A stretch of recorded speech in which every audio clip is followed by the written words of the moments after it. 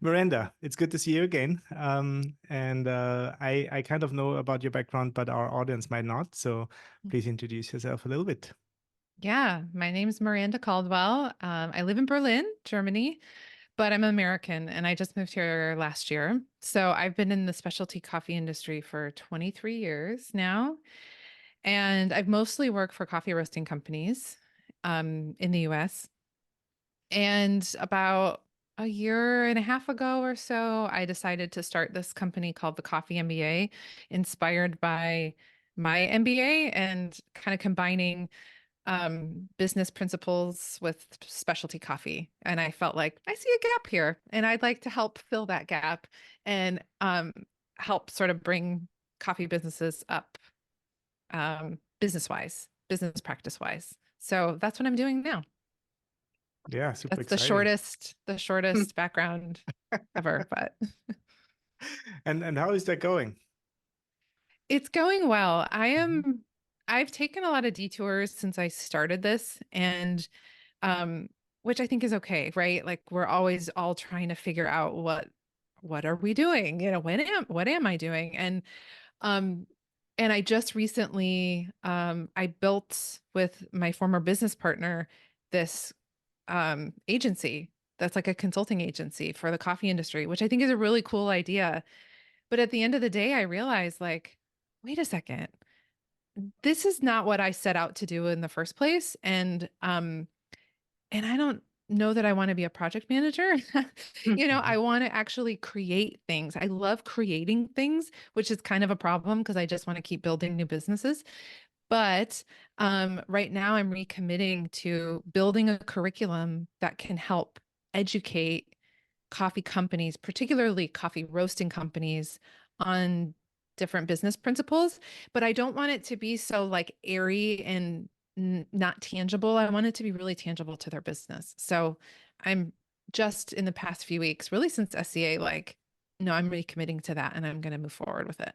So I think it's going well. It's just I don't have a lot to be like, look at what I did, you know. It's all a work in progress. Where do you see the intersection between your experience doing an MBA and the needs of coffee roasting companies? Where are you really digging into? I mean, just thinking about intersections, I'm like, it must be like a big, busy city because there's lots of intersections. Like, if you think about a classic MBA, you're learning about supply chain and operations and finance and marketing. You're getting these like, I don't know, these you're learning about these different subjects and how they apply to business. And I like to think about them as levers that you get to pull to impact your business. And so my original thinking was like, I don't hear companies talking about these things. Now, you'll read these. I had to read a lot of like public, like annual reports from companies. And I chose companies that were sort of related to coffee or in our industry. And you read about these things in their annual reports. And so they're talking about them, these multinational corporations. But I just kept thinking like these smaller companies, they have the same levers. They just might not know it or might not know how to pull them. And yes, the scale is going to be different. The values are going to be different, but those levers are still there. And so I think on like a really large scale, there's tons of intersections. But then if you kind of narrow it down, even just thinking about a coffee roasting facility, there are like principles for operations that um, I think would be hugely valuable. Oh, nuts. I always forget to turn that thing off. And there we go. Um, but I ran, I'm sorry if I'm going on and on about this, but I ran I was the head of operations for a coffee roasting company. We were a Mhm. roaster retailer. And I realized just from my own eyeballs, this is not efficient. There are way too many people working right now. Someone's getting a repeat use injury. Like this is not working. And so I started, this was before I started my MBA program. And I'm Mhm. like, okay, how do I do this? What do I do? And I didn't know what to do. I didn't have any tools to look at. And so I called people in Chicago and I said, can I come visit your roastery? So I went to Metropolis and I went to Intelligentsia and I went to Metric and saw how they did it and learned from them. But not everybody has that access. Not everybody can do that. And not everybody's willing to share. Those people were very nice and were very open. And so I know I could have used some support on like, these are some metrics you could be tracking in your roastery to know if you're having a good day based on what you say a good day is, right? So that's the long answer to the question of like, there's just it everywhere you look, there's an intersection between, you know, like my MBA studies and coffee companies. What were some of those metrics that you ended up looking at the end of the day that showed success? I think even just starting with like, how long does it take to go from, you know, coffee being dropped in the roaster to being put in a box, and finding out what's good for you. You know, the first time you measure that, you're going to get a number that you're like, okay, this is, I think, as good as we can do. And then you can keep improving that. And that becomes your baseline, right? And then you can keep improving it and improving it as you add inexpensive equipment, as you physically move your stations around or your workflow.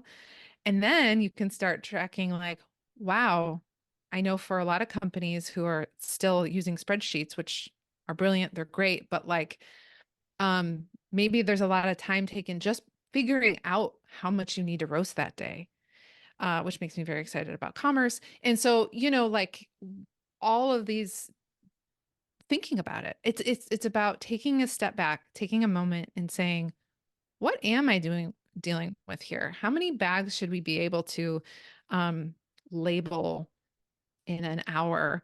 I mean, that helps you with everything. And so every little stage of the game should have its own number. And then you can decide where your bottleneck is.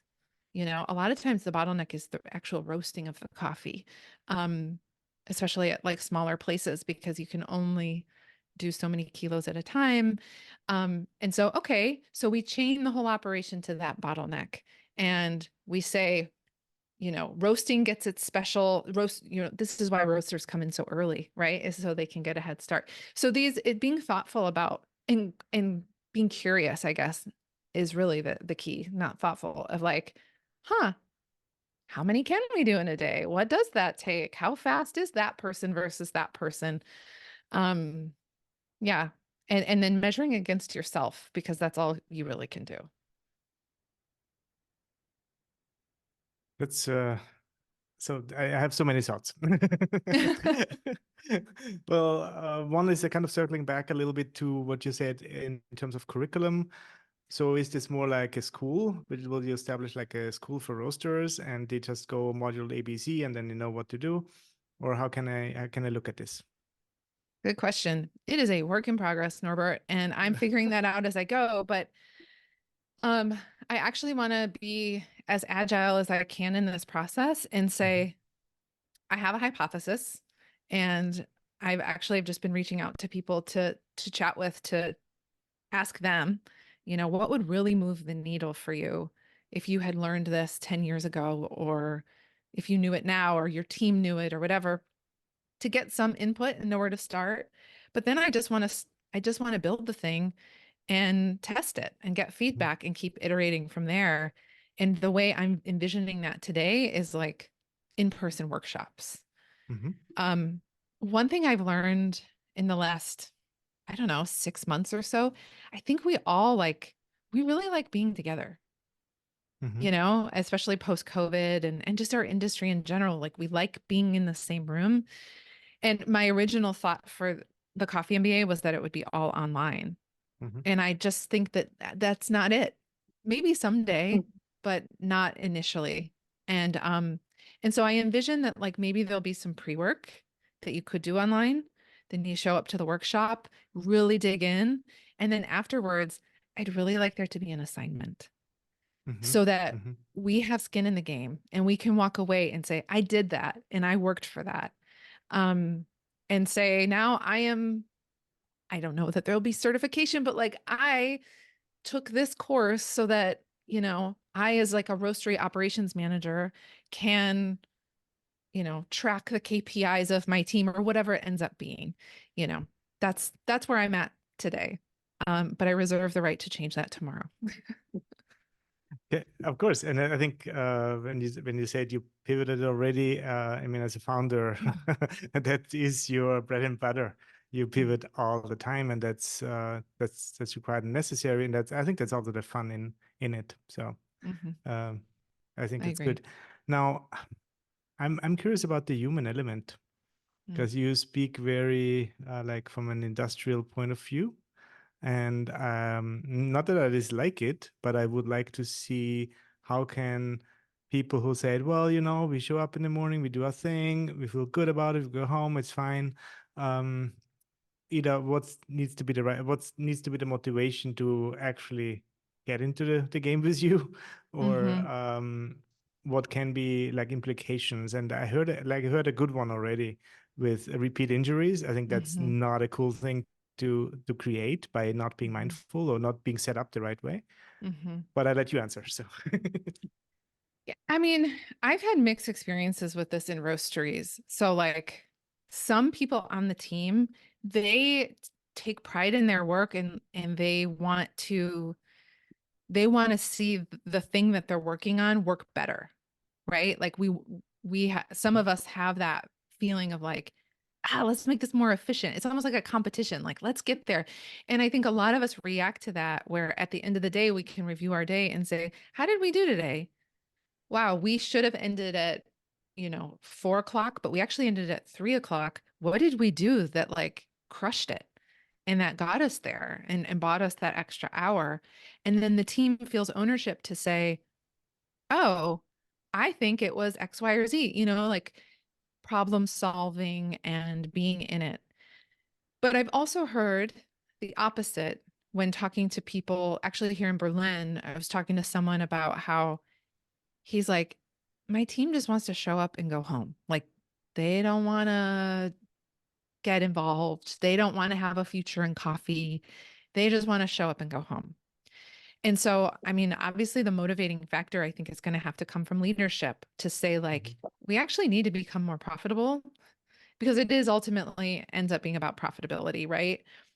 And so let's learn these tools to get us faster, to make sure we're not waiting. UPS isn't waiting for us for their pickup or whatever it is.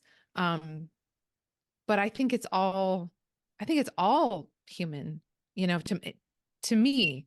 For me, it's all human, because it is like, I don't want your shoulder to give out because you're scooping beans all the time. And I also don't want you overworking, because if you don't have to. If we can figure out a system where you can maybe enjoy your work a little bit better, that would be the hope. That would be the ideal in my mind.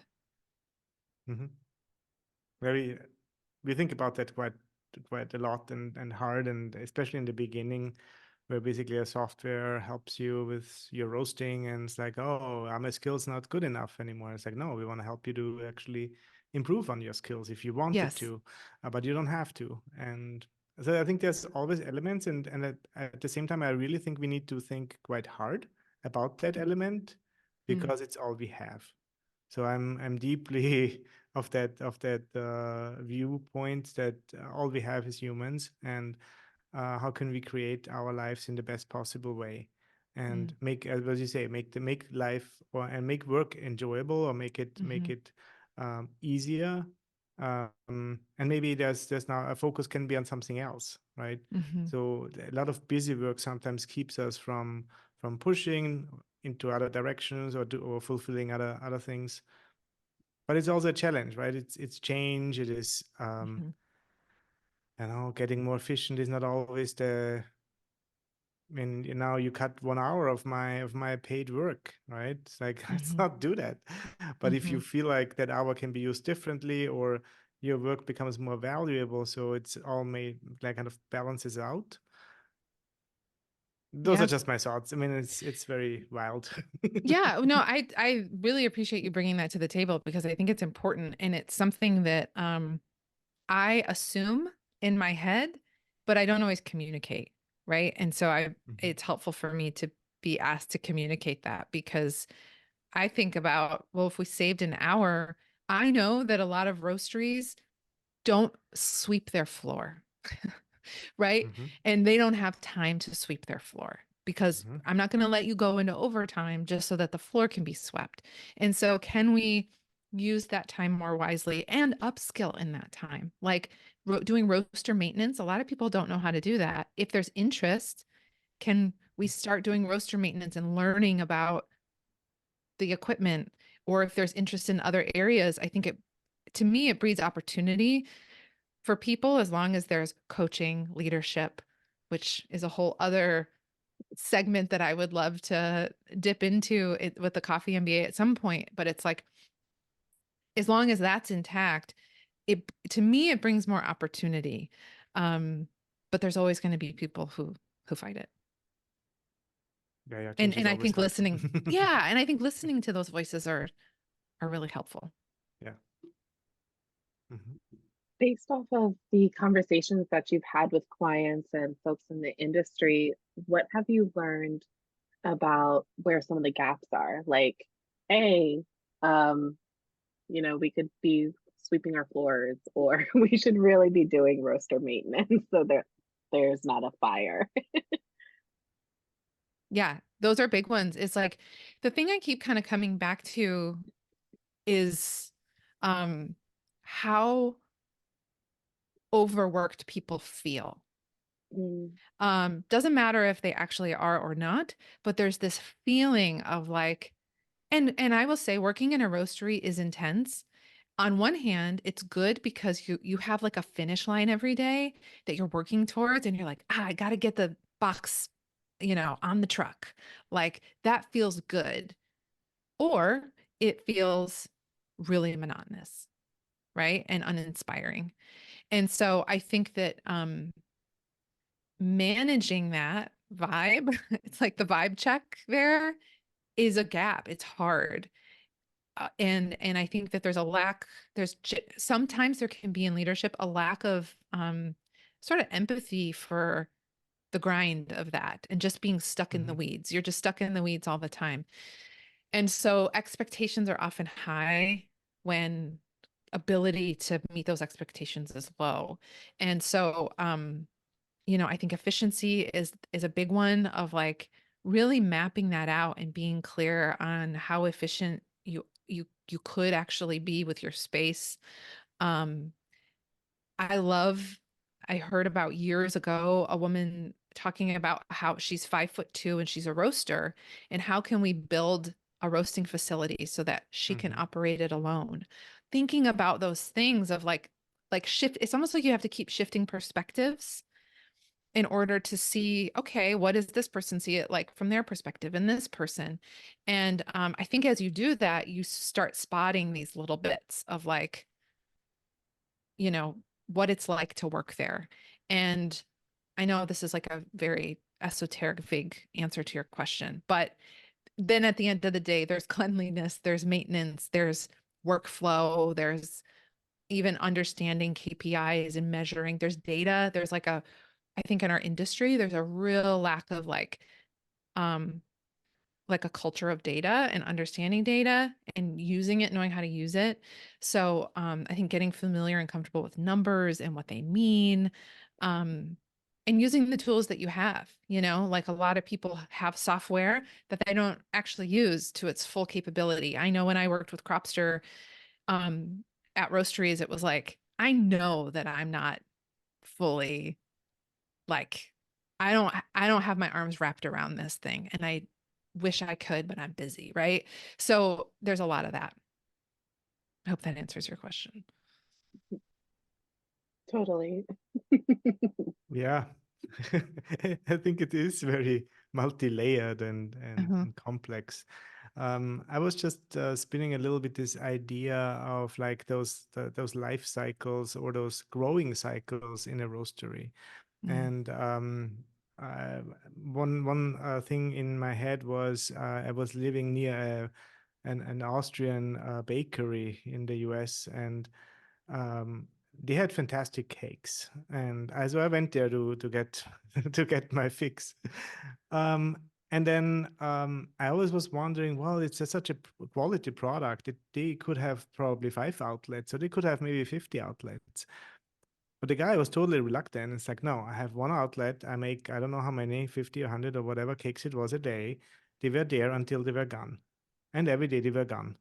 And I kind of started to appreciate that also as like, okay, he decided what he wants to do with the help and with the infrastructure and with everything, I guess, in mind. And I think it was a profitable business. And he then stopped when he retired. So how is that with a roastery? I also want to compare it a little bit with when we grow up. Like there's those break points where we, like, I don't know, there's the year we start school, and then there's the year we finish school, and there's the year, and so on, right? And then physiologically, I think things change every 10 or so years, where it's not the same when you're 20 or 30. And I stopped there. How is that in a roaster's life? Can you describe that? Yeah, unfortunately, one thing I've seen is in our industry and for coffee roasters is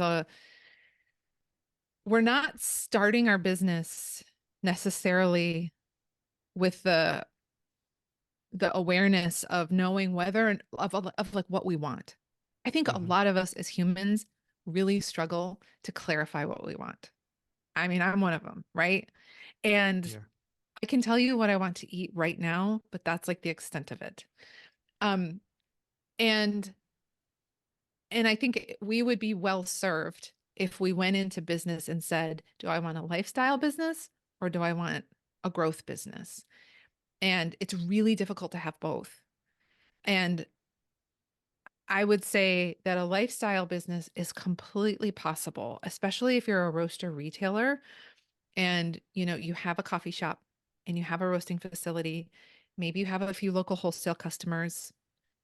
Maybe you don't even invest in e-commerce, or maybe you had to during the pandemic, but it's right size and you probably show up every day at your business. Maybe you have a great manager and you can take a vacation, and that type of business is excellent and perfect as long as that's what you want. And if that's not what you want, if you're looking to grow and have, I don't know, a different type of impact on your supply chain or on your customers or whatever, then that's a whole different setup. And so that becomes difficult when your sales start to run away from you. And we saw that in the pandemic. I worked at a coffee roasting facility that all of a sudden our online business quadrupled overnight. And what do you do when that happens?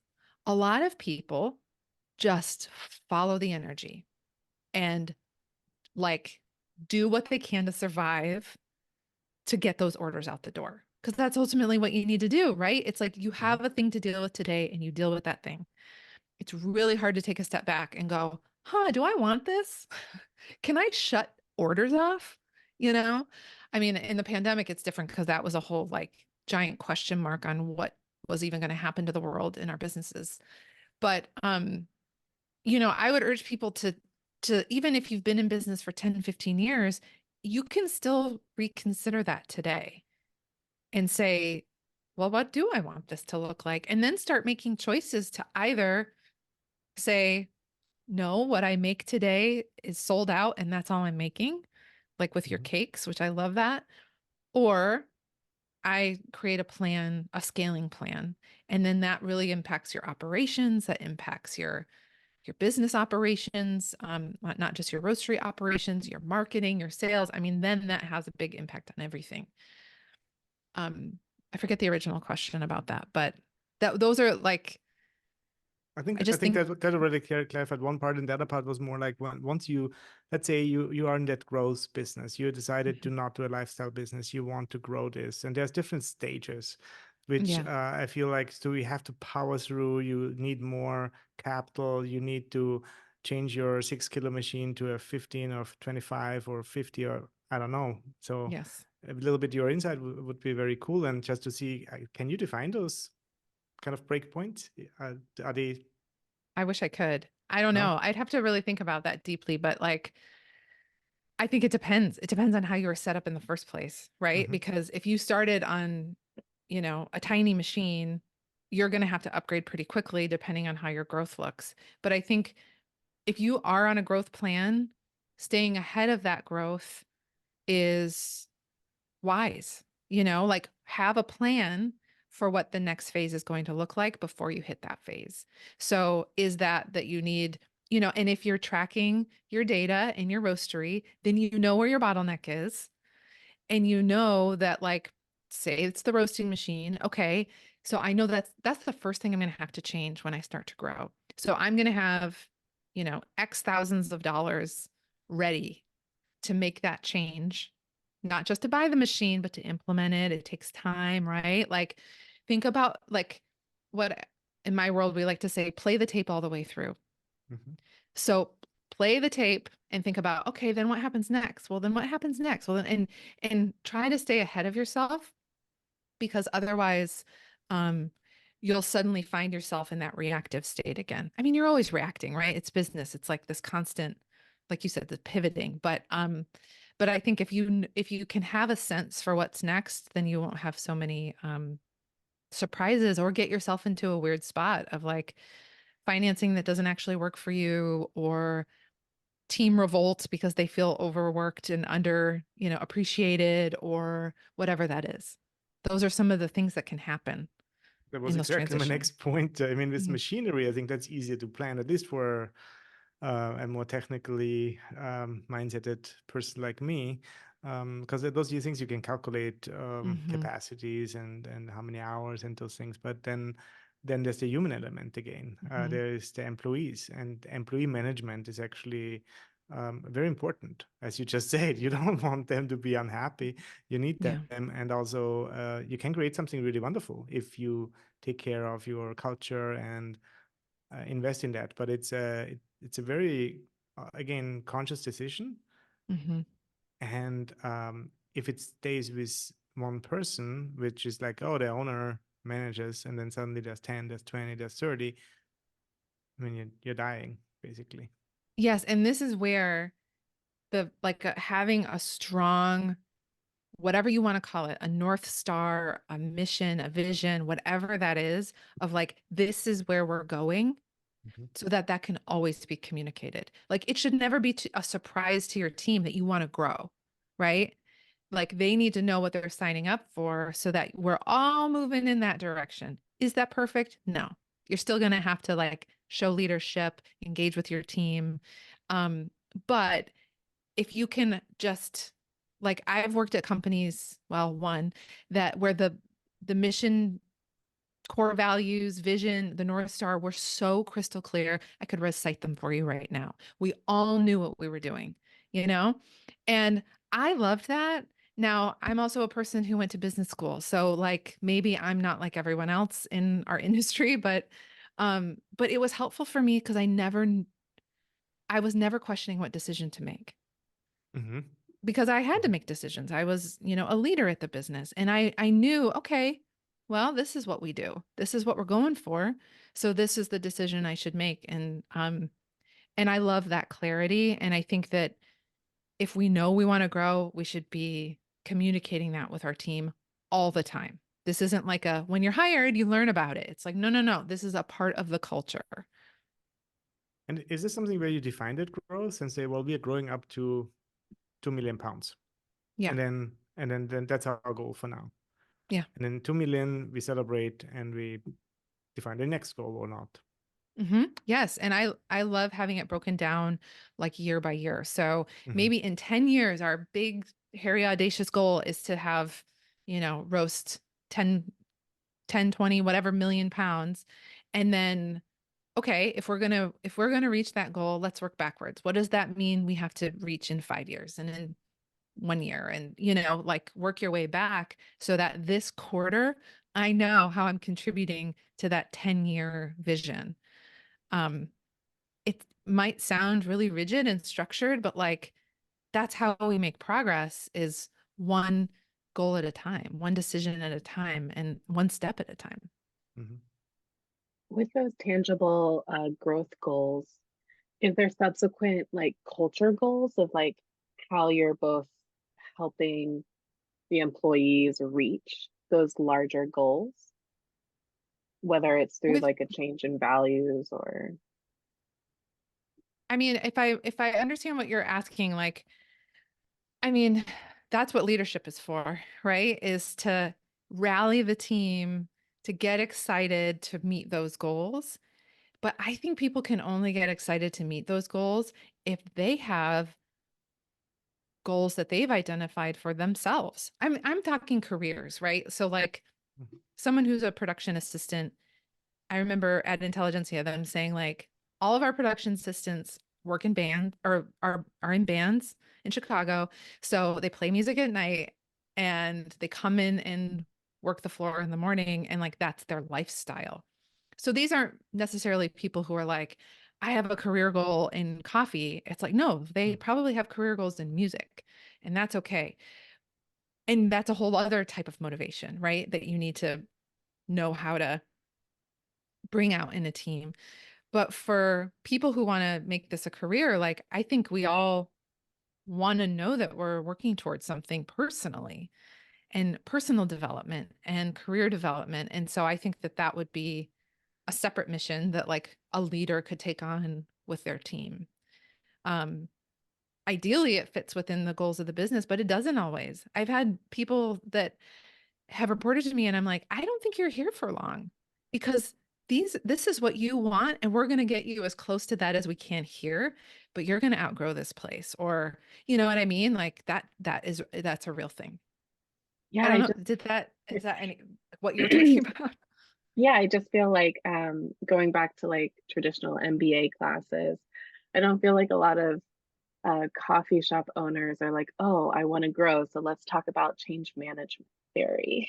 You Mm, know, like sort of those things. Like, how do we get from um, where we are now to like our big, hairy, audacious goal, like you said? And I think a lot of that could be answered by something like the Coffee MBA. I hope so. I hope so. And I want it to be tangible, right? Like it's got to move the needle for people. Otherwise, they don't have time. And so what little time they have needs to move in a real needle and not just be some esoteric like mental exercise.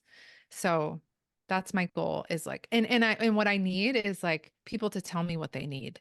So I'm starting the process of like chatting with more people. I've picked up my thoughts along my journey, but I want to hear from more folks. And so I've reached out to a few just today and trying to get that going so that it's not just shouting into a vacuum. And as people take the course, it's just going to be a constant iteration, I think, of making sure it's meeting the need. Mm-hmm. I mean, moving from, I think the human and EX HR component is an extremely versatile and big one, and really depends on so many parameters in each company. So I think that's a little bit harder to standardize. So I want to bring the conversation back to something which is probably a little bit more to standardize, and that's automation, that's infrastructure, that's systems. There, I believe you could probably run a more standardized playbook. Mm-hmm. Exactly. That's the hope, is to say, okay, how do you go from, this many pounds to this many pounds in terms of here are the ways you can lay out your space. Here are the pieces of equipment that might help you. Here are some metrics that you could track towards to say, like, to make sure that you're getting things out the door and utilizing everyone's time the best. Yeah. And that would be more like just straight an operations course, Mm-hmm. And with that question is I wanna go a little bit towards that automation towards your customers and towards your wholesale customers, right? And you Mm-hmm. mentioned it already, the e-word, the e-commerce stores, and I mean a huge pandemic definitely was a huge shift, and for some companies, I think, massive opportunities. But it's also, I think the pandemic really has sped up something which was already on the way. Where do you think the world is going, and would be your recommendations for roasters? Mm, I I wish I knew where the world was going. I Yeah. mean, I think I am grateful for the fact that it's easier than ever to make delicious coffee the way you want it at home. Hmm. You know what I mean?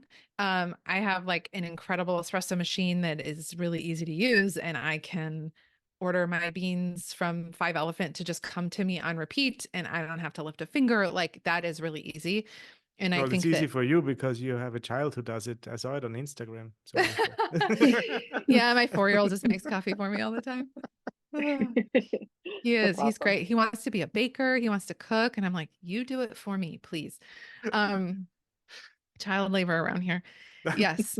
Um, but I think that like this is the beauty of where we're going in specialty coffee is the consumers are getting like they're kind of becoming the dream consumers for us, right? Like consumers, their taste is improving. I don't like to make judgments about that, but like, you know, they want higher quality coffee. They want more responsible coffee. They're brewing it in all kinds of fancy ways that I don't even dream of at home, you know? And so, um, the prosumer, I guess is what I should say, is like that's a category that's growing. And so there is going to continue to be opportunity for e-commerce. And I think that that is a direction that companies should be considering. But the hard thing is it's just so hard to stand out.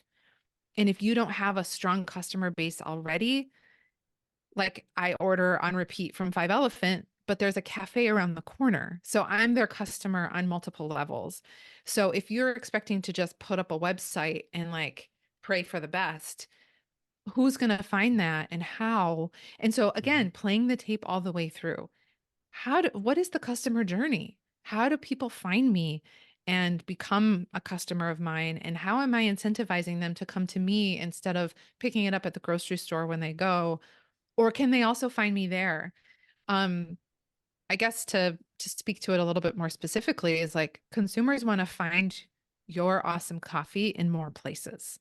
Um, touching them at the grocery store, touching them on the internet, touching them in the cafe, um, is becoming more important for these consumers. And unfortunately, that's expensive. And that's a diverse business that is more difficult to run. And so I try to advise people to keep it simple, as simple as you can, and choose who you are. Like, depending on who you are, does it make sense to be everywhere? Or does it make sense to be in these specific areas? It's all about choices and clarifying kind of why you're making those choices. But the end consumer is really where it's at.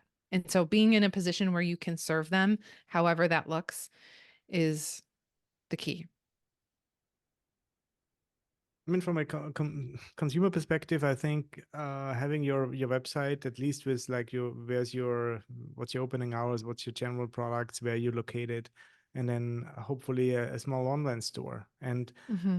with that online store, I think it's also, and that's my question. I set up a few online stores just for the sake of not getting those calls or not getting those emails because it's so cumbersome. So there is basically a system who just does that, who collects my Mm-hmm. orders, who collects the payments, who just does certain things automatically, which I don't want to do manually. So I think that's the basically Excel to system change.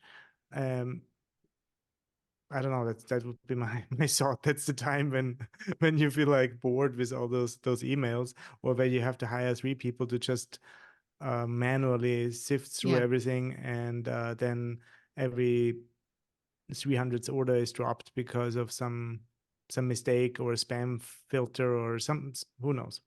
Mm-hmm. Yeah. And I think that like taking advantage of the technology that is available to you is, it sounds so simple, but it's like it's actually an unlock. and there is more and more technology available to help you consolidate your orders and be more accurate and not have to rely on a spreadsheet where someone just made an entry error or, these kinds of things. Like the more we can automate in the background, the more efficient we're going to be, the more accurate we're going to be. And accuracy leads to a better customer experience. It's all about the customer.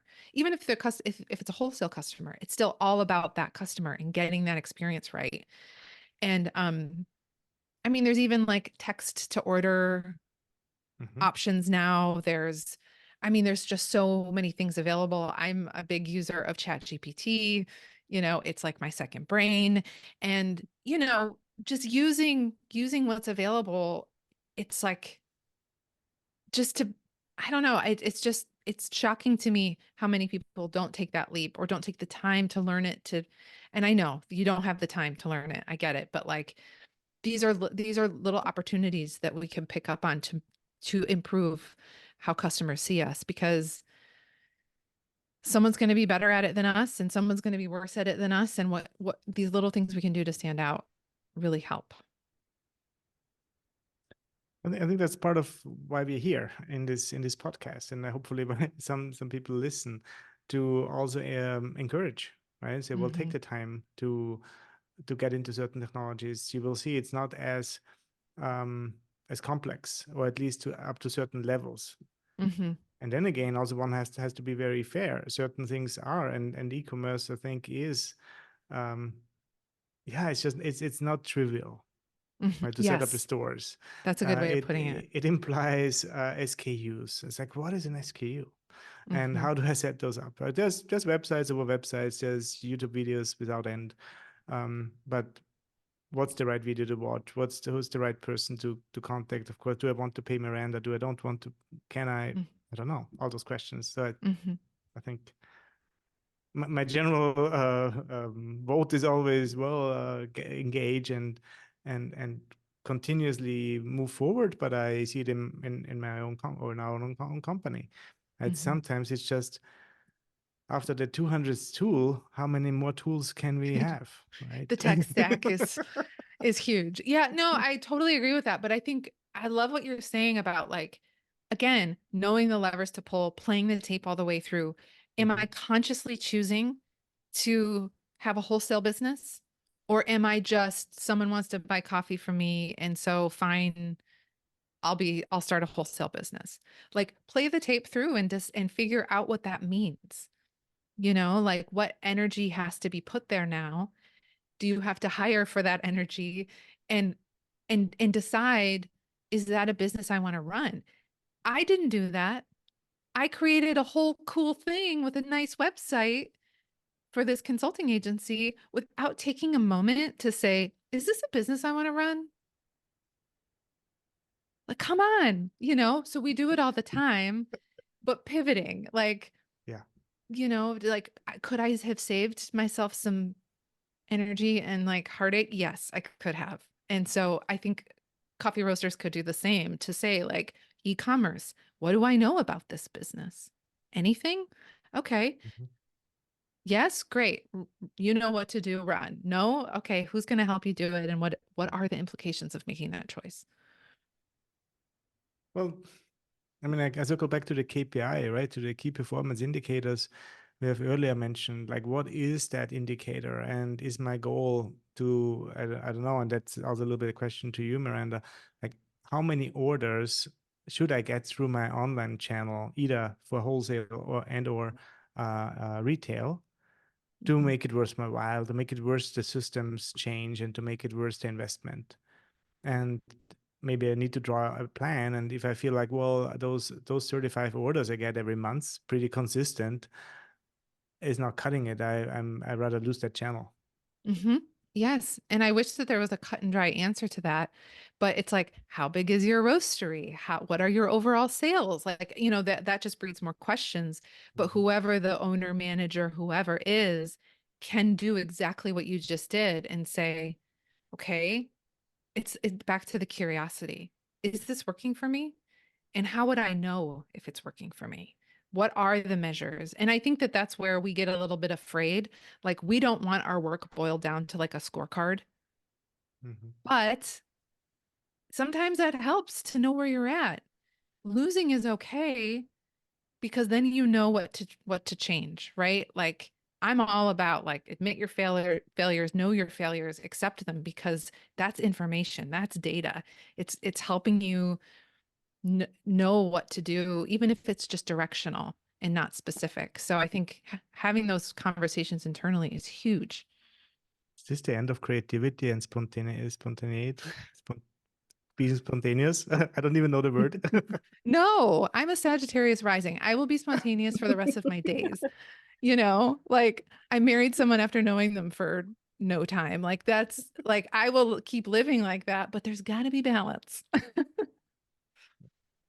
Well said. Well said. Well, life on the edge.